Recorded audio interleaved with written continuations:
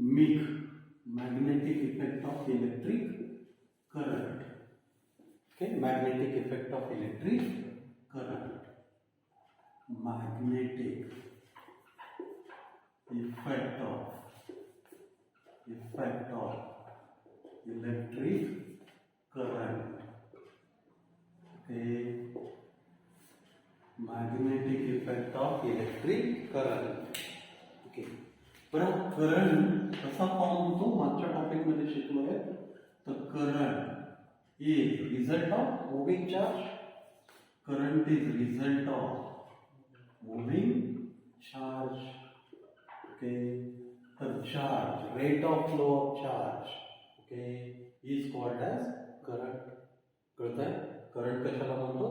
तर म्हणून त्या टॉपिकला एनसीईआरटी म्हणतात मूव्हिंग चार्ज. एनसीईआरटी टायटल आहे या टॉपिकचं मूव्हिंग चार्जेस. ओके, मागे आपण इलेक्ट्रोस्टॅटिक्सच्या बिगिनिंगला प्रॉपर्टीज ऑफ चार्जेस शिकलो. त्याच्यामध्ये स्टॅटिक किंवा स्टेशनरी चार्जची पहिली प्रॉपर्टी शिकली. ते कोणती. तर स्टेशनरी चार्ज.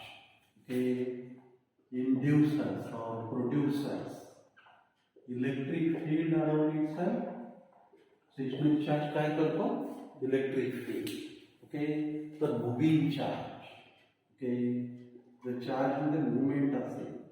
ओके, तर moving charge. Okay, produces magnetic field. Okay, magnetic field as well as electric field, magnetic field as well as electric field. Okay, the moving charge produces magnetic field as well as electric field. काही confusion या बिलकुल नाही. Okay, समजताय. म्हणून काय म्हणा की electric field is ओमनीप्रेझेंट. Omnipresent म्हणजे सतत ती चार्ज बरोबर प्रेझेंट असतेच. मग चार्ज तो स्टेबल असो, स्टेशनरी असो, मुव्हिंग असो. ओके, कसं कोणत्याही मोशन मध्ये असो किंवा स्टेशनरी असो, सर्क्युलर मोशन, रोटेशनल मोशन, कसल्याही मोशन मध्ये, तर इलेक्ट्रिक फील्ड चार्ज बरोबर असतेच. ओके, पण magnetic field only is present with moving charge. Okay, so magnetic field can not be omnipresent. Omnipresent म्हणजे सतत चार्ज बरोबर असतेच असं नाही. ओके, समजताय, लक्षात येतं. पुढे आपण इलेक्ट्रिक फील्ड मध्ये बघितलं की flux, electric flux is given bye E dot D A. Okay, समजतं. सिमिलरली मॅग्नेटिक फील्ड साठी magnetic flux is nothing but magnetic lines of forces passing through the area. Okay, NCERT ला DS म्हणतात. Okay, DA differential area. समजलं. आणि त्या एरियाचे orientation जसं बदलेल तसं नंबर ऑफ लाईन्स बदलत जातात. Okay, here this BA cos theta, theta is angle between area vector. Okay, area vector means normal drawn to area and magnetic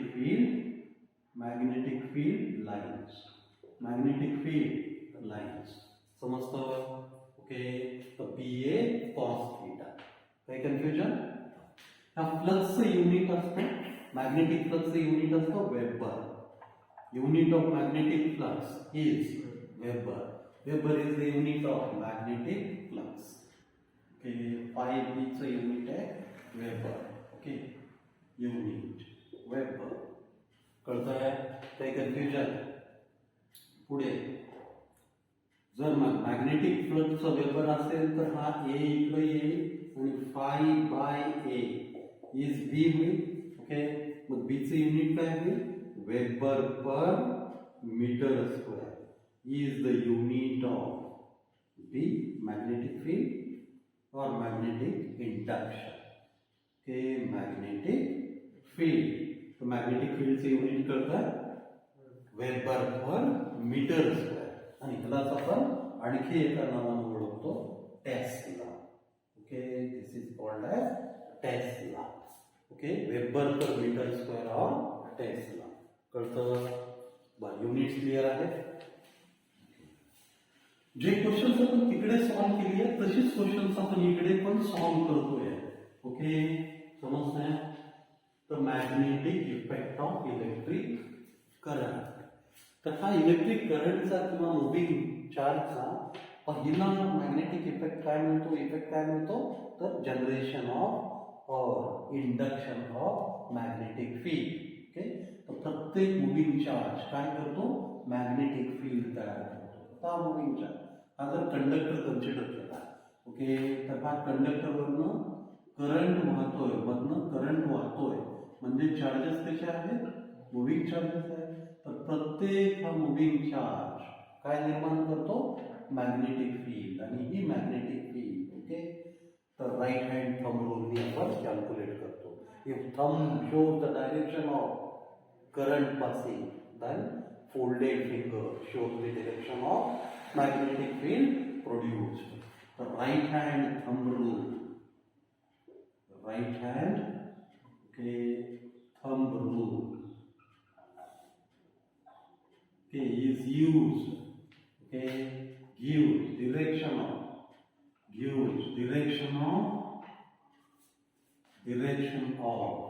both magnetic field. तो magnetic field ही एक vector quantity आहे आणि तिचं direction right hand thumb रूलनं calculate करतो. की thumb shows the direction of current okay और movement of charge, then folded finger shows the direction of magnetic field. कळलं? काही कन्फ्युजन नाही आहे. ओके, पुढे जर हा वर जात असेल, ओके, करंट वर जात असेल, समजताय? तर हे फोल्डेड फिंगर कसे आहे? इनवर्ड ऍक्टिंग आहे. ओके, आणि मग काय म्हणाल? ओके, कशी आहे ही फील्ड? तर वर जर जात असेल तर ही असते अँटी क्लॉकवाईज. कशी असते? Anti clockwise. असं वर वर वर वर जात होतो. ओके, तर जर हा खाली येत असेल तर करंट, तर ही कशी असेल? तर क्लॉकवाईज. ओके, लक्षात येतं? क्लॉकवाईज. तर अँटी क्लॉकवाईज. कळलं? लक्षात येतं? काही कन्फ्युजन बिलकुल नाही. तर करंट आणि त्या करंटचा किंवा मुव्हिंग चार्जचा इफेक्ट म्हणून मॅग्नेटिक फील्ड कन्सिडर. आता आपण पेपर किंवा हा बोर्ड ह्याच्यावर मॅग्नेटिक फील्ड कशा कन्सिडर करतोय? तर दोन प्रकारच्या. ओके, असं काही कन्स्ट्रेंट नाही आहे मॅग्नेटिक फील्डवर. ते कोणत्याही डायरेक्शनमध्ये ऍक्ट होऊ शकते. पण इनवर्ड ऍक्टिंग मॅग्नेटिक फील्ड आणि outward acting magnetic field. Okay, तर अशा दोन पद्धतीनं आपण त्या मॅग्नेटिक फील्ड इंडिकेट करतो. इनवर्ड ऍक्टिंग मॅग्नेटिक फील्ड अशी दाखवली जाते. एक तर अशी दाखवली जाते, ओके, किंवा याच्या बाजूला सर्कल्स. ओके, कळतंय? तर याच्या बाजूला सर्कल्स. गरजेचं नाही सर्कल काढणं, पण ते नुसते मल्टिप्लिकेशन सारख्या साईन्स जरी काढलं तरी it is indication of inward acting. बोर्डला perpendicular असे आत जाणार. तर ओके, तर असे जर डॉट्स असतील तर हे कशाचं इंडिकेशन आहे? Outward acting magnetic field. हे कशाचं इंडिकेशन आहे? Outward acting magnetic field. Outward magnetic field. समजतं? आणि ह्याच्या बाजूलाही सर्कल काढले. ओके, तर हा डॉट जे एखादी लाईन ओके नेटवर्क जर काढला तर त्याच्यामध्ये हे डॉट्स मिटून जरी गेले तर ह्या सर्कलमुळं आपल्याला जाणते आउटवर्ड मॅग्नेटिक फील्ड. ओके, तर इनवर्ड मॅग्नेटिक फील्ड आणि आउटवर्ड मॅग्नेटिक फील्ड कशा इंडिकेट करायच्या? कळलं? बरं, पुढे जर ह्या इनवर्ड किंवा आउटवर्ड मॅग्नेटिक फील्डमध्ये एखादा चार्ज केला, okay, charge if is kept in the inward magnetic, आणि हा कसला चार्ज आहे? Stationery charge. कसला चार्ज आहे? तर ह्या स्टेशनरी चार्जमुळे काय होईल? इलेक्ट्रिक फील्ड निर्माण होईल. इलेक्ट्रिक फील्ड मॅग्नेटिक फील्डचा ओके काही संबंध होत नाही. ओके, जोपर्यंत या दोन्ही स्टेबल असतात तोपर्यंत हा चार्ज स्टेशनरी असेल तर स्टेशनरीच राहतो. समजतंय? कसं आहे? स्टेशनरी असेल तर स्टेशनरीच राहतो. पण जर चार्ज मुव्हिंग असेल तर moving charge produces magnetic field आणि ही मॅग्नेटिक फील्ड आणि मुव्हिंग चार्जचे मॅग्नेटिक फील्ड त्यांच्यामध्ये एक रिझल्टंट मॅग्नेटिक फील्ड आणि रिझल्टंट फोर्स निर्माण होईल. ओके, लक्षात येतं. तर त्याचा विचार करणं गरजेचं आहे. मग जर मुव्हिंग चार्ज कन्सिडर केला तर त्याची पहिली केस कन्सिडर करायची. तर मुव्हिंग चार्जची वेलॉसिटी कशी आहे? Velocity of moving charge, velocity of moving charge, velocity of moving charge is perpendicular to field.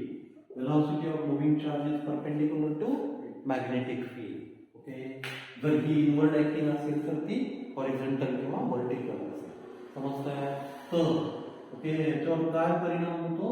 Okay, हे प्रॅक्टिकली आपण बघू शकतो की हा एक सर्कल परफॉर्म करतो. सर्क्युलर मोशन मध्ये तो चार्ज मूव्ह व्हायला लागतो. ओके, समजतं? आणि ह्या सर्क्युलर मोशन मध्ये इथली वेलॉसिटी, ही वेलॉसिटी, ही वेलॉसिटी कळतंय? तर ह्या वेलॉसिटीज ओके त्या त्या ठिकाणी कळतं. बरं, जेव्हा एखादी बॉडी एखादं मास सर्क्युलर मोशन मध्ये असतं तेव्हा त्याच्यावर दोन फोर्सेस ओके इथं मॅग्नेटिक फोर्स काम करत असतो. ओके, कोणता फोर्स? तर हा फोर्स बॅलन्स काही एखाद्या ओके सर्क्युलर मोशन मधल्या बॉडीवर ओके सेंट्रिपिटल फोर्स सतत ऍक्टिव्ह असतो. ओके, आणि हा okay centripetal force, centripetal force. आणि दुसरा काय असेल? मॅग्नेटिक फील्ड आहे तिथं प्रेझेंट. मॅग्नेटिक फील्ड मुळे ओके जसं gravity field is due to gravitation force, similarly magnetic field is due to magnetic force. म्हणून एक इलेक्ट्रोमॅग्नेटिक फोर्स पर ओके असेल. आणि ह्या दोन फोर्स मधला बॅलन्स जोपर्यंत आहे तोपर्यंत हा सर्कल कसा असेल? ओके, ह्याचा रेडियस वाढणार नाहीये, फिक्स्ड असेल. युनिफॉर्म मुवमेंटनं, युनिफॉर्म मोशननं तो ओके चार्ज मूव्ह होईल सर्क्युलर मोशन मध्ये. कळतंय? लक्षात येतं? पण हा सेंट्रिपिटल फोर्स किती असतो? हा सेंट्रिपिटल फोर्स काय फॉर्म्युला सेंट्रिपिटल फोर्सचा? mv²/r, where r is the radius and v is the velocity. Magnetic force, it is given as okay qv cross b. okay, आणि इथे काय आहे? हा परपेंडिक्युलर म्हणून vp sin theta. आणि इथं sin theta किती आहे? परपेंडिक्युलर आहे. ओके, हा परपेंडिक्युलर आहे. ओके, म्हणजे काय 90 degree. sin 90 is 1, so qvb. म्हणून काय येईल इथं? ओके, एक v एका v बरोबर जर कट झाला तर mv/r is equal to qv. So r is equal to mv/qv. So r is equal to mv/qv. लक्षात येतं? काही confusion? So r is equal to mv/qv, where mv is the momentum of any charged particle. Okay, and qb is the product of charge and magnetic field. समजतं? Okay, how to calculate radius of circular motion? बरं, पहिली केस कळली की जर velocity of charge जर fire केला, सोडला magnetic field मध्ये कसा, तर चार्जची वेलॉसिटी परपेंडिक्युलर असेल तर चार्ज काय करतो? सर्क्युलर मोशन परफॉर्म करतो. आणि त्या सर्क्युलर मोशनचा रेडियस किती असतो? mv/qb. कळलं? तसंच जर रेडियस कॅल्क्युलेट केला तर बाकी गोष्टीही कॅल्क्युलेट करता यायला पाहिजे. ओके, तर त्याचा v किती असेल? तो v is equal velocity, velocity of charge particle. बोल, तर qbr by m is the velocity of charged particle. This is velocity of charged particle, okay, particle in magnetic field. तर मॅग्नेटिक फील्ड मध्ये charge पार्टिकलची जी काय असेल? Velocity असेल. समजतंय? लक्षात येतं? काहीही कन्फ्युजन नाही आहे. ओके, आता ही जर वेलॉसिटी असेल ओके तर अँग्युलर वेलॉसिटी काय असेल? Angular velocity omega is equal to okay काय म्हणू R omega is equal to B okay मग बी माहिती आहे ओके काय म्हणतो R omega is equal to बीच्या ठिकाणी काय ठेवते Q B bar Q B R bar okay M R R gets cancel so omega is equal to Q B by M and we know that omega is equal to 2 pi by t okay so 2 pi by t is equal to qb by m cross multiplication जर केलं तर t is equal to 2 pi m by qb this is the formula to calculate time period okay एक circle complete करण्यासाठी लागणारा वेळ okay कशाला charge particle in magnetic field uniform magnetic field समजलं काही कन्फ्युजन आणि जो टी असतो त्याच्या इनवर्स फ्रिक्वेन्सी असते ओके किती असते मग तो Q B by 2 by F for frequency is equal to Q B by काही कन्फ्युजन ओके फॉर्म्युला तिन्ही लक्षात राहतील बरं कशा टाईपचे क्वेश्चन्स येतात त्याचा पण अंदाज येतो दोन्ही टाईपच्या फील्ड कळण्यात इन्व्हर्टर आणि ऑटोमॅटिक दोन्ही फील्ड मध्ये सर्क्युलर मोशन परफॉर्म करेल आपला पार्टिकल ओके हा डायरेक्शन्स वेगवेगळ्या असतील त्या डायरेक्शन्स विषयी आपण थोड्या वेळानंतर विचार करणार आहोत किंवा पुढच्या लेक्चरमध्ये विचार करणार आहोत लक्षात येतं कळतं तर किती फॉर्म्युले लक्षात ठेवायचे तर काय पहिली केस नंबर 1 केस 1 ओके काय आहे charged particle okay charged particle velocity is perpendicular to magnetic field okay magnetic field ला ही velocity कशी असेल परपेंडिक्युलर जर असेल तर ओके काय होईल रिझल्ट काय असेल चार्ज पार्टिकल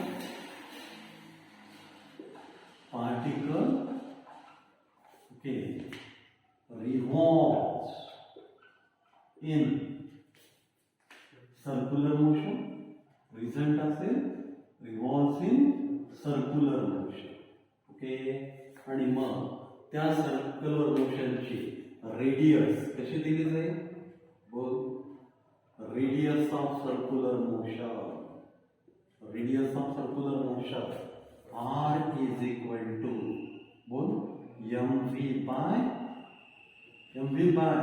बोला mv by qb ओके पुढे time period of circular okay त्या सर्क्युलर मोशनला एक सर्कल कंप्लीट करण्यासाठी लागणारा टाइम कसा 2 pi m by qb okay मग फ्रिक्वेन्सी ओके किंवा नंबर ऑफ रोटेशन्स म्हणतात ना पर मिनिट पर सेकंद तर तो n f किंवा न्यू या तीनपैकी कोणत्याही एका टर्मला हे डिफाइन करायचं आहे काय येते 1/t so qb by 2 pi m okay परत velocity of charged particle काय येते velocity of charged particle okay हे खूप सारे फॉर्म्युले या टॉपिक मध्ये शिकायचे आहेत त्याच्यामुळे जर फॉर्म्युले प्रॉपरली मेमोराइज करणं गरजेचं आहे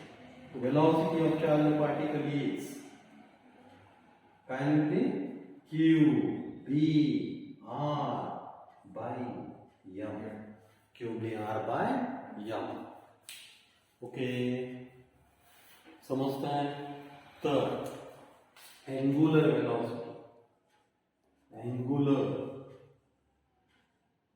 velocity omega is equal to qb by m qb by m हे फॉर्म्युले मेमोराइज व्हायला हवे त्यांच्यावर खूप सारे क्वेश्चन्स विचारले जातात या टॉपिकवर या फॉर्म्युला बेस्ड क्वेश्चन्स खूप सारे विचारले जातात. कशावर विचारले जातात? तर आता एक दिलाय पार्टिकल, एक दिलेला पार्टिकल काय आहे? प्रोटॉन, आणि दुसरा काय आहे? इलेक्ट्रॉन. एक प्रोटॉन आहे, एक इलेक्ट्रॉन. ओके, मासेस माहिती आहे दोघांचे? Mass of proton, mass of electron. Charges दोघांवरही चार्जेस सारखे आहेत, म्हणजे क्यू सारखा असते. सेम मॅग्नेटिक फील्ड मध्ये लॉन्च केला. ओके, कळतंय? मग रेडियस कशावर ठरेल? एम वर. ओके, मास ज्याचा मोठा त्याचा रेडियस जास्त. ओके, लक्षात येतं? काही कन्फ्युजन? समजतंय? तर असे क्वेश्चन्स विचारले जातात कंपॅरिझनला. ओके, पुढे अल्फा पार्टिकल, आणखी कुठले आयन्स वगैरे वरचे क्वेश्चन्स. समजताय? येतोय अंदाज? केस 1 कळली. पार्टिकल कसा फेकला होता, कसा मूव्ह होता? Perpendicular to magnetic field. Perpendicular to magnetic field.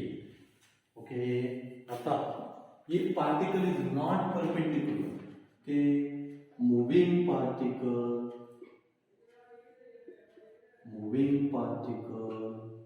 velocity or motion is not perpendicular.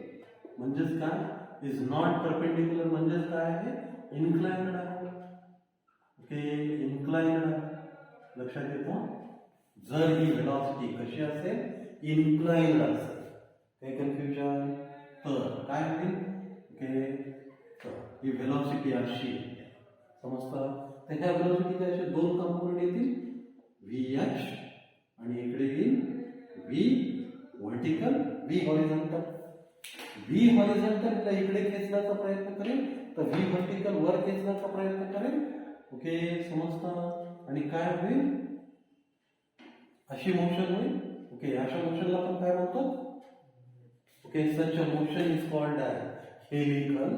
Okay, किंवा स्पायरल. काय म्हणतो आपण? Helical, spiral. स्पायरल बाइंडिंग करा वगैरे, एक स्प्रिंग. ओके, स्प्रिंग सारखे मोशन, तर हेलिकल और स्पायरल मोशन. का?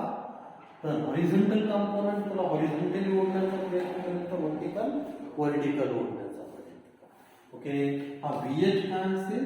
जर हा अँगल थीटा असेल तर VH is equal to V cos theta, आणि हा VV, ओके, हा VV काय असेल?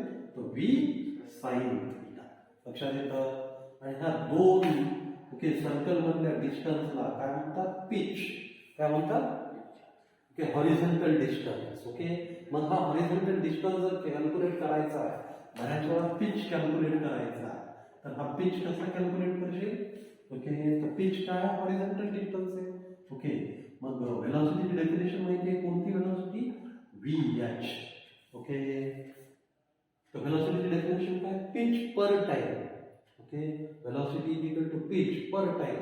मग हा इथून टाइम इकडे जाईल, आणि VH इंटू टी. लक्षात येतं? कळतंय? बरं, VH किती असतो? V into cos theta. कळतंय? Into T. टी काय असेल? 2 pi m by Q B. Okay, calculate करता येईल पिच. जर पिच विचारला तर पिचचा फॉर्म्युला असतो 2 pi m v cos theta by cube b. Okay, this is the formula to calculate pitch. Okay, pitch is the horizontal distance between two spirals. Okay, लक्षात येतं? काही confusion? बिलकुल नाही. चलो, बरं. आता इथं पण सगळे तेच फॉर्म्युले अप्लाय होते. ओके, इथं पण फॉर्म्युले काय? रिझल्ट वेगळा आहे, पण इथं पण जवळपास सर्कलच होत आहे. ओके, मग सर्कलचा रेडियस इथं पण तोच असेल, r is equal to mv by qb. Okay, applicable असेल. Velocity is equal to okay, तर qb r by m इथं पण अप्लिकेबल असेल. ओके, समजते ना?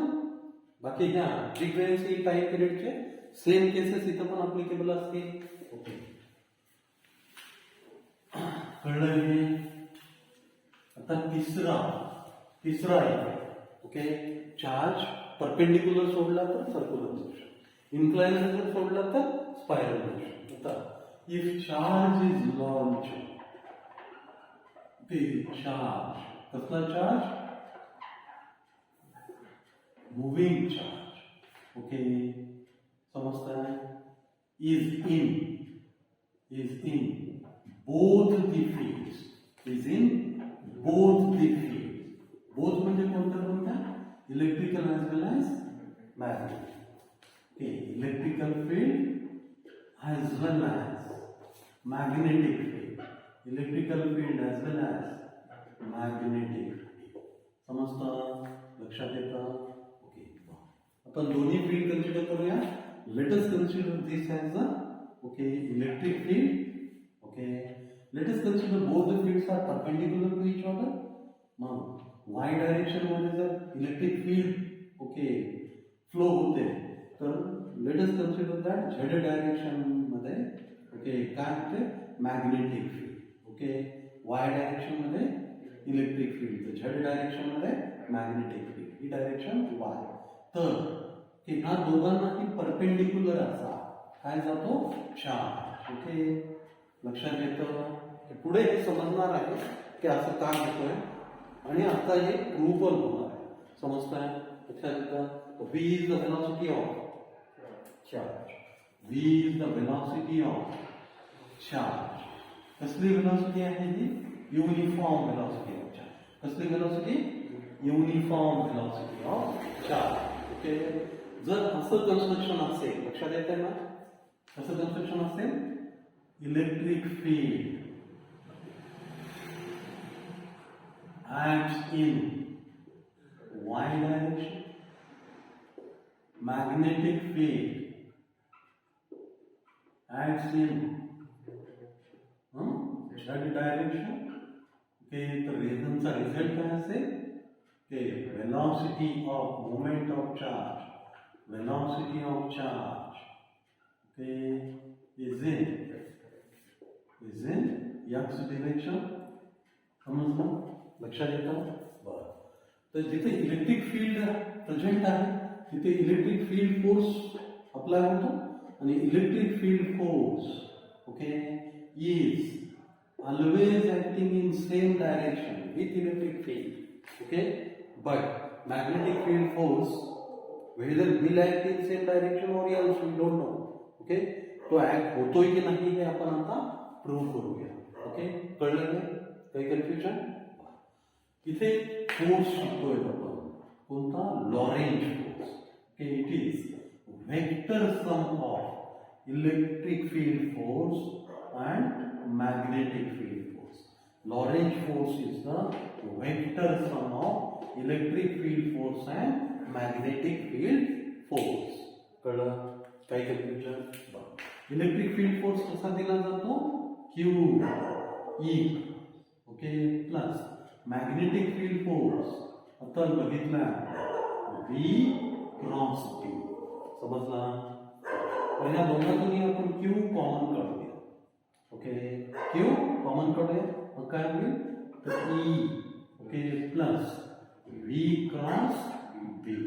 समजता, आणि जर, ओके, हा फोर्स किती असेल, कोणती वेलोसिटी असेल, if charge velocity is uniform.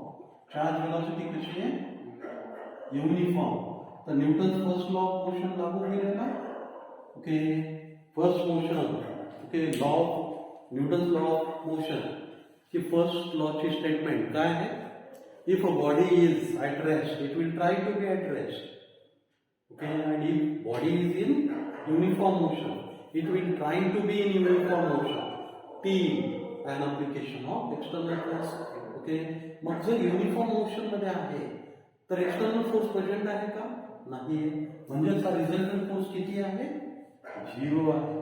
Okay, मग हा क्यू जर इकडे आला तर काय आहे, 1/q into 0, 0 into anything is 0. So 0 is equal to E bar plus V bar into V bar. जर युनिट वेक्टर मध्ये हा कन्वर्ट केलं तर काय आहे, E, ओके, मॅग्निट्यूड इंटू कोणत्या डायरेक्शन मध्ये येतो, J जे कॅप किंवा जे बार. ओके पुढे व्ही कोणत्या डायरेक्शन मध्ये वेलोसिटी वाय कॅप और आय. ओके इनटू बी कोणत्या डायरेक्शन मध्ये के कॅप. लक्षात येतं कळतं नाही कन्फ्युजन. बरं मग काय होईल की ई जे कॅपला J cap plus V into V आणि आता मल्टिप्लिकेशन या युनिट वेक्टरचा करूया. त्याचा युनिट मल्टिप्लिकेशन क्रॉस प्रोडक्ट आहे काय होईल मायनस के दोघांच्या मध्ये आय आणि के. ओके तर काय मायनस जे कॅप समजतं प्लस जे कॅप मायनस जे कॅप. ओके म्हणून काय इकडे जर हा घेतला तर मायनस जे कॅप. ओके आणि हा प्लस जे कॅप. ओके इथला पण मायनस जे कॅप हे कट होतील आणि मग काय E is equal to V B. E is equal to V B. So V is the ratio of E to B. Okay and hence velocity of charge is the ratio of both the fields, electric field to magnetic field. कळतंय लक्षात येतं आणि Fourier आपल्याला हा formula वापरायचा. Okay ही velocity जर C एवढी असेल स्पीड ऑफ लाईट एवढी असेल तर स्पीड ऑफ लाईट पण इलेक्ट्रोमॅग्नेटिक रेडिएशन म्हणता येईल. कळलं काही confusion. Okay both the field असतील तर. आता इथं काय घेतलं आपण फोर्सेस झिरो घेतले. बरं हा फोर्स तर असा आहे होता. आता रिझल्टंट फोर्स जर झिरो होत असेल तर हा मॅग्नेटिक फोर्स कशा डायरेक्शन मध्ये घ्यावा लागेल आपल्याला याला अपोजिट की इक्वल अँड अपोजिट. लक्षात येतं मगच हे झिरो होतील. मग याच्यावरून काय कळतं की magnetic field force is at all not in the direction of magnetic field. Okay it makes certain angle with magnetic field. समजतं लक्षात येतं. Electric force electric field force आणि electric field both are in same direction but magnetic field force and magnetic field are not acting in same direction. Their directions are different. समजतंय लक्षात येतं काही confusion बिलकुल नाही. कळलं एवढं. पुढे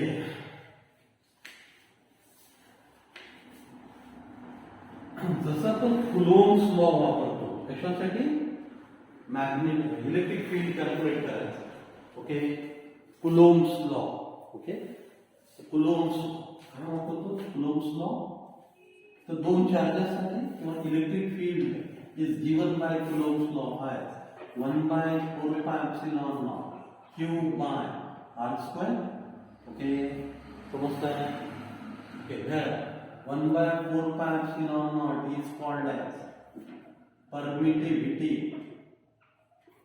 Okay, constant or coefficient of permittivity. Okay, पुढे तसा जर मॅग्नेटिक फील्ड दिला तर कशामुळे देतो बायोटाइम्स हॅमरॅट्स लॉ सांगतो की magnetic field is due to moving charge. आणि मुव्हिंग चार्ज म्हणजे काय तर डीएल एवढ्या प्लेन मधनं डिस्प्लेस जर होत असेल. ओके तर करंट. ओके काय असेल मुव्हिंग चार्ज. हा जर एक कंडक्टर घेतला आणि ह्या कंडक्टरची ही जर एवढी लेंथ घेतली तर सतत काय करतो हा मुव्हिंग चार्ज. ओके ही लेंथ व्हॅरी करत जातोय लेंथ डिस्प्लेस करत जातोय. ओके समजतं. मग आय इंटू डीएल. ओके तर ह्याचा प्रॉडक्ट. ओके ह्याचा रिझल्ट म्हणजे मॅग्नेटिक फील्ड असेल. ओके तर की बायोट सावर्ट लॉ आपण डिटेलिंग करणार आहोत पुढे. तर हा बायोट सावर्ट लॉ सांगतो की हा काय असतो μ0/4π IDL by r² into sine of the theta. लक्षात येतं काही कन्फ्युजन. ओके हा कुठल्या तरी एवढ्या r वेक्टरसाठी आणि हा अँगल आहे थीटा. ओके या डीएल ने कशाशी केलेला. ओके त्या जिथं आपल्याला मॅग्नेटिक फील्ड मेजर करायचा आहे. ओके तर त्या पॉइंटशी ज्या लाईननं कनेक्ट केला आहे त्या लाईन मधला अँगल. ओके ह्याचं डिटेलिंग करूया थोड्या वेळा. ओके बरं इथून काय कळतं जसं इथं परमिटिव्हिटी असते, कोणत्याही मीडियममधून इलेक्ट्रिक लाईन्स पास होत नाही, तशाच कोणत्याही मीडियममधून मॅग्नेटिक लाईन्स पण पास होत नाहीत. ओके, आणि ह्याला काय म्हणतो आपण? Permeability constant. काय म्हणतो? Permeability constant. काय म्हणतो? Permeability constant. काही कन्फ्युजन? ओके, तर आता जर आपण रेशो घेतला कशाचा? परमियाबिलिटी कॉन्स्टंटचा. ओके, रेशो ऑफ, आता बघितलं काय प्रूव्ह केलं आपण? V is equal to E by B. Okay, समजतंय? लक्षात येतं? ह्याच्यापासूनच आपण जर असं प्रूव्ह करायचं आहे आपल्याला की C is equal to, C म्हणजे velocity of light, velocity of charge which is equal to light. तर काय असेल? E naught is the field in vacuum. B is the magnetic field. This is electric field in vacuum. Magnetic field in vacuum. Okay. मग ह्या electric field मध्ये बाकीच्या तर quantity जवळपास सारख्या आहेत. मग काय इथं परमिटिव्हिटीचा रेशो घेऊया. त्याला काय घेऊया? इलेक्ट्रिक फील्डला काय असतं? तर परमिटिव्हिटी, आणि मॅग्नेटिक फील्डला काय असतं? Permeability. Permeability constant.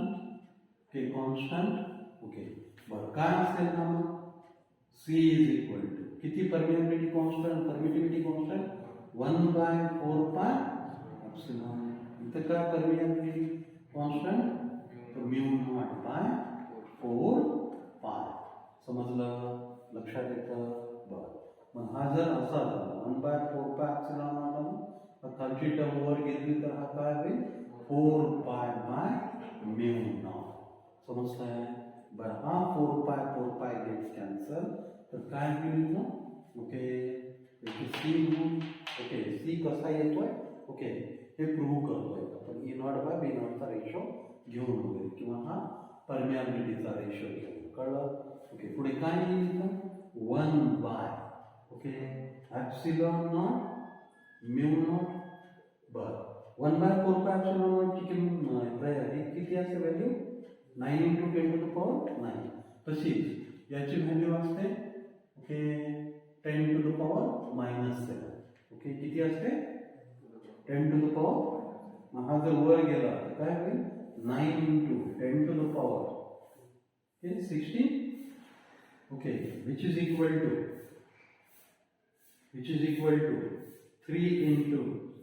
× 10⁸ square.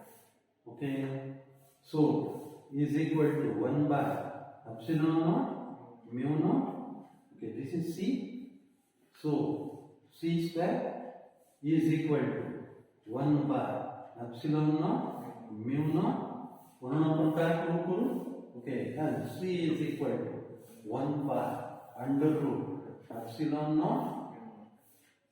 Okay, and we can say that electromagnetic radiation or speed of light can be calculated. Okay, with the ratio. कशी स्पीड कॅल्क्युलेट केली कळलं? Okay, speed of light constant असते आणि ती दोन कॉन्स्टंटचा ratio आहे का. Okay, म्हणजे light is a electromagnetic radiation. Okay, briefly कळतंय? काही कन्फ्युजन? बिलकुल नाही. समजलं हे? झालं लिहून का?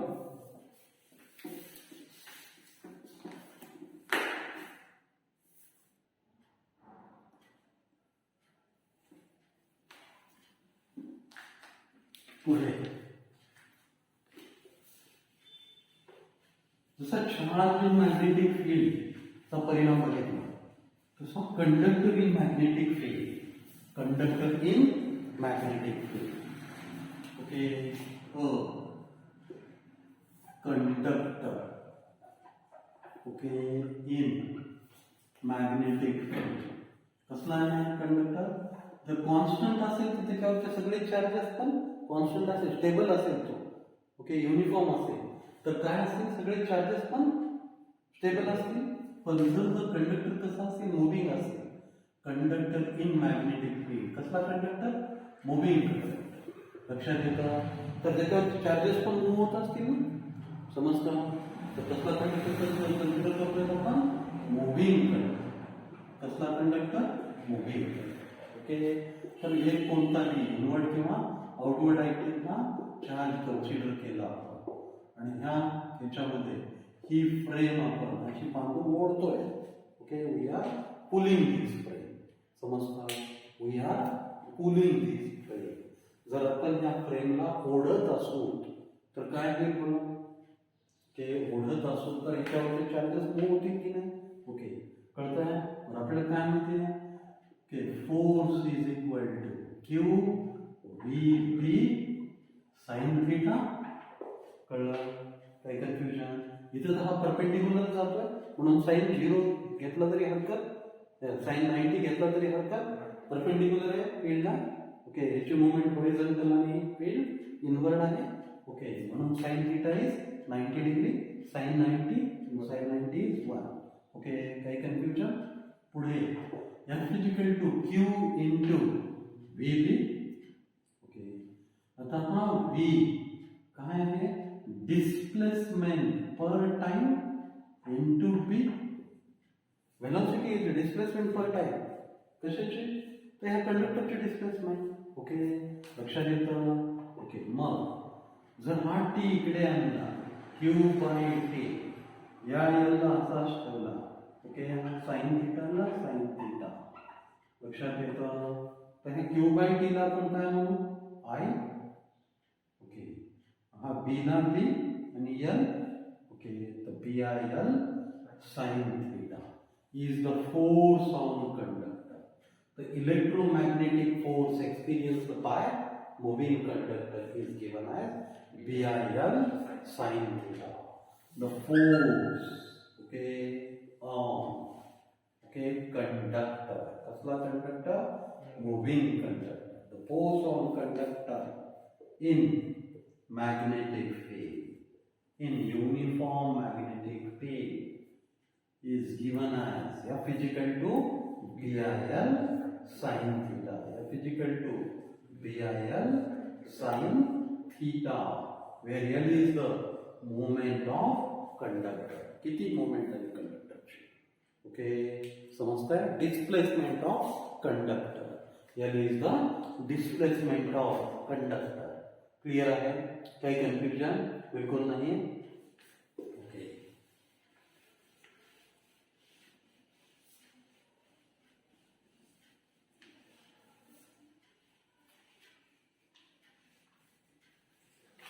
तर एक डिव्हाइस शिकतो ज्याला म्हणतो आपण cyclotron.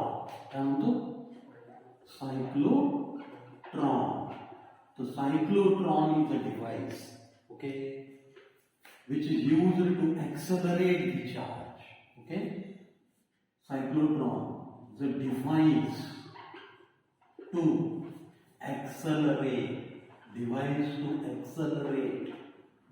to accelerate charge particles. Okay. The charge particle ला accelerate करणारा device म्हणजे cyclotron. ओके. समजतंय? बरं. हे चार्ज पार्टिकलला काय ऍक्सेलरेट करावं लागतं? ओके. तर ऍक्सेलरेटेड चार्ज पार्टिकल्सचे खूप सारे फंक्शन्स आहेत. Okay. The functions of accelerated charge particles. Accelerated charges. Accelerated चार्जेसचे खूप सारे फायदे आहेत. काय फायदे आहेत? ओके. तर मेटलच्या प्रॉपर्टी जर बदलायच्या, अलोईच्या प्रॉपर्टी जर बदलायच्या, तर अलोईजमध्ये आपण काय इन्सर्ट करतो? Ions. Okay. Carbon ion is inserted into steel और iron. Okay. Iron gets okay harder. कळतंय? ओके. तर पहिला काय बेनिफिट होतो? To okay change the okay properties of metals or alloys. Metals oblique alloys. ओके. काय केलं जातं? चार्ज, ऍक्सेलरेटेड चार्जेस बंबार्ड केले जातात. मग ते एवढ्या मोठ्या ऍक्सेलरेशननं चार्ज इन्सर्ट होतात. ओके. मध्ये घुसतात. समजतंय? आणि ते चार्ज. ओके, म्हणजेच ते कशाचे असतील तर अलोईंग एलिमेंट्स असतील ते, आणि हे अलोईंग एलिमेंट्स इन्सर्ट झाला तर तसं आयर्न खूप सॉफ्ट मटेरियल आहे, पण ह्या आयर्न मध्ये कार्बनचे जर काय केले तर कार्बनचे जर आयर्न्स इम्पार्ट केले असे वेगाने येणार तर ह्या आयर्न मध्ये ओके ते कार्बनचे आयर्न जातील आणि काय बनेल. ओके, तर steel is a solid solution of carbon in iron, आणि स्टीलची हार्डनेस आयरन पेक्षा खूप खूप जास्त आहे. ओके, तर ह्या मेटलिक प्रॉपर्टीज आपल्याला बदलायच्या असतील तर बंबार्डिंग करतो आपण कशाचं, charge particle. Okay, charge particle घुसवले जातात, लक्षात येतं, अप टू सर्टन डेप्थ. दुसरं ओके, तर ॲटम नावाच्या टॉपिकमध्ये आपण स्कॅटरिंग, अल्फा स्कॅटरिंग एक्सपेरिमेंट शिकतोय. ओके, तर तसे एक्सपेरिमेंट करायचे. सपोज एक कार्बन आहे, हा कार्बनचा काय आहे, न्यूक्लियस आहे, कार्बनचा न्यूक्लियस. कार्बन एक स्टेबल ॲटम आहे. ओके, आता ह्या स्टेबल ॲटमला जर रेडिओ ऍक्टिव्ह करायचा तर काय करावं लागतं, ह्या न्यूक्लियसला अनस्टेबल करावं लागतं, आणि मग याच्यावर अल्फा पार्टिकलचा, खूप साऱ्या कायनेटिक एनर्जीचा अल्फा पार्टिकलचा मारा केला जातो. मग हा अल्फा पार्टिकल इथं खूप साऱ्या एनर्जीज देतो. ओके, आणि ह्या एनर्जीज ऍक्सेप्ट केल्यानंतर युनिव्हर्समधल्या कोणत्याही वस्तूंची एक एनर्जी बेअरिंग कॅपॅसिटी असते, पेक्षा जर जास्त एनर्जी वाढल्या तर तो अनस्टेबल होतो, आणि अशा अनकंट्रोल्ड अनस्टेबल एनर्जीज तो इमिट करण्याचा प्रयत्न करतो, आणि हा रेडिओ ऍक्टिव्ह होतो. लक्षात येतं, कळतं. तर एखाद्या स्टेबल मटेरियलला जर अनस्टेबल करायचं, स्टेबल न्यूक्लियाला अनस्टेबल किंवा रेडिओ ऍक्टिव्ह न्यूक्लियामध्ये कन्वर्ट करायचं असेल तर चार्ज पार्टिकलचा मारा त्याच्यावर करायला हवा. लक्षात येतं, कळतं. 2 okay, make stable nuclei, to make stable nuclei. Okay, stable nuclei unstable, unstable और रेडिओ ऍक्टिव्ह. ओके, काय हे चार्ज पार्टिकल बंबार्ड केले जातात तिथे. ओके, अल्फा पार्टिकलचा मारा केला जातो, तो खूप साऱ्या कायनेटिक एनर्जी देतो, आणि मग तो न्यूक्लिया आहे जो स्टेबल होता तो अनस्टेबल होतो. ओके, मेडिकल ट्रीटमेंटमध्ये पण ओके त्याचा वापर होतो का. ओके, कसल्या कसल्या ट्रीटमेंटमध्ये ब्रेनला शॉक द्यायचा आहे तर for microsecond, millisecond okay charge particles okay चा मारा केला जातो. ओके, आणि त्याच्यामुळे न्यूरॉनिक ॲक्शन्स ज्या थंडावलेल्या असतात, स्लो झालेल्या असतात, तर त्या ऍक्टिव्ह केल्या जातात. लक्षात यायचं आहे. ओके, पुढे काय तर in shock treatment, in okay brain shock treatment, brain shock treatment. Okay, ह्या चार्ज पार्टिकलचा वापर होतो. लक्षात येत आहे. पण चार्ज पार्टिकलचे वेगवेगळे उपयोग कळले. मग जर उपयोग कळले तर हा चार्ज पार्टिकल तयार करणं किती आवश्यक आहे हे समजलं. हे समजलं ना. ओके, तर कसा तयार केला जातो तर असे मेटलचे 2 डी बनवले जातात. काय बनवले जातात. मेटलचा फर्स्ट डी आहे की दुसरा एक हा मेटलचा डी आहे. ओके, हा समजावं म्हणून आपण मध्ये जास्त गॅप काढतो. गॅप खूप कमी असतात. हे काय आहे 2 मेटल डीज, आणि ह्या 2 मेटल डीजला कशाने जोडलं जातं.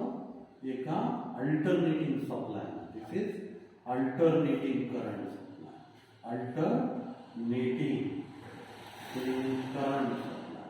हा काय आहे अल्टरनेटिंग करंट सप्लाय. ओके, समजतं. काही कन्फ्युजन. हा अल्टरनेटिंग करंट सप्लाय मुळे काय होतं. एक जर पॉझिटिव्ह चार्ज असेल तर दुसरा एकाच वेळी का तर इथं असा एक टर्मिनल एकाला जोडला जाईल पॉझिटिव्ह. ओके, पॉझिटिव्ह हा तर दुसऱ्याला निगेटिव्ह हा, म्हणून एक पॉझिटिव्ह झाला तर दुसरा निगेटिव्ह. आणि मग मध्ये जर चार्ज पार्टिकल ठेवला तर एक ह्या चार्ज पार्टिकलला रिपेल करेल तर दुसरा अट्रॅक्ट करेल, आणि ह्या दोघांचा परिणाम म्हणून काय होईल चार्ज इकडे अट्रॅक्ट होईल. पण थोड्या वेळातच आता इथं ओके फर्स्ट निगेटिव्ह होईल आणि सेकंड पॉझिटिव्ह होईल. ओके, मग परत हा इकडे अट्रॅक्ट होईल आणि हा डिफ्लेक्टर मधून हा बाहेर फेकला जाईल. ओके, समजताय? बरं, फॉर्म्युले तेच असतील परत. सर्क्युलर मोशनच इथं पण पार्टिकल परफॉर्म करतोय. काही कन्फ्युजन? ओके, काय काय आहे कन्स्ट्रक्शन मध्ये? Two metal D. Okay, connected with कसला सप्लाय आहे? With alternative supply. जर डीसी सप्लाय दिला तर हा रिझल्ट मिळेल का? नाही. ओके, कसा लागतो? Alternative supply. ओके, समजलं? आणि ह्या दोन डीच्या मध्ये चार्ज पार्टिकल जर ठेवला, ओके, आणि अल्टरनेटिव्ह सप्लाय दिला तर काय होईल? त्याचा इफेक्ट होईल. 1D होईल. ओके, वर्किंग काय असेल? Working when supply is on, supply AC supply काय असेल? when supply is on, बोला सप्लाय जर ऑन असेल तर काय होईल? Okay, 1D becomes 1D. First D positive, second D negative. Okay, आणि मग याचा joint effect. Okay, hence charge particle. Okay, charge particle कुठं असतो तो? between two D's, between both D's. Okay, experiences काय करेल तो? Experiences force of attraction by one and repulsion by other. Experiences of force. Okay, एकावरचा रिपल्शनचा positive will repel, तर negative will attract, आणि म्हणून काय होईल? It would get okay attracted and repel. समजतं? लक्षात येतं? काही कन्फ्युजन? बरं, हा फोर्स बॅलन्स. ओके, मागच्या फोर्स बॅलन्स आणि इथे एक डिफ्लेक्टर जर लावला तर आपल्याला हा स्ट्रेट लाईन मधून घेता येईल. ओके, आणि इथं बाहेर येणार काय असेल? ऍक्सेलरेटेड चार्ज असेल. लक्षात येतं? एक सिंगल चार्ज कन्सिडर केला तर लगेच पुढे दुसरा आला, तिसरा आला, चौथा आला. ही लाईन जर कंटिन्यू केली तर काय येईल? Beam of accelerated charge. Beam of accelerated charges. Okay, कळतंय? बीम. काही कन्फ्युजन या? बिलकुल नाही. समजताय काय? ओके, आता प्रॉब्लेम्स काय विचारले जातात? To calculate the kinetic energy of accelerated charge. कशावर विचारले जातात? Kinetic energy. फोर्स बॅलन्स तोच आहे परत. मग काय? R is equal to mv by QB. T is equal to 2 pi m by QB. समजलं? Frequency is equal to QB by 2 pi. Okay, omega is equal to okay QB by m. Okay, V is equal to QBR by m. कळलं? लक्षात येतं? Okay, हे सगळे फॉर्म्युले आठवत आहे. Kinetic energy is given आहे की या पार्टिकलला कोणती एनर्जी असते? Every particle is in motion possesses kinetic energy. General formula आहे कायनेटिक एनर्जीचा हा mv². बरं, इथून घेऊ व्हीची व्हॅल्यू. काय व्हीची value? QBR by m². Okay, काय होईल? हा m into Q² V² R² by m². एक m एका बरोबर कॅन्सल होईल आणि मग काय? Half. Okay, Q² V² R² by m. So this is the formula for kinetic energy of accelerated charge. कळतंय? लक्षात येतं? काही कन्फ्युजन?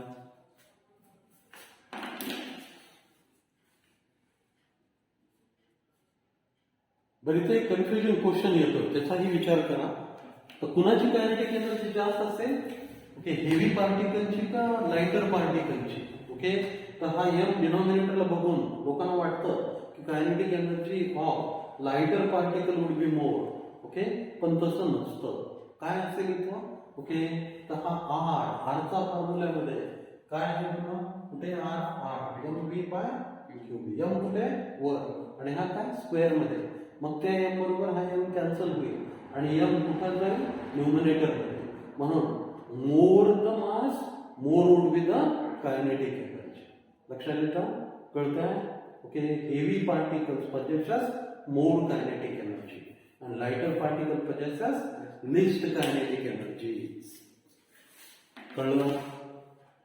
समजतंय?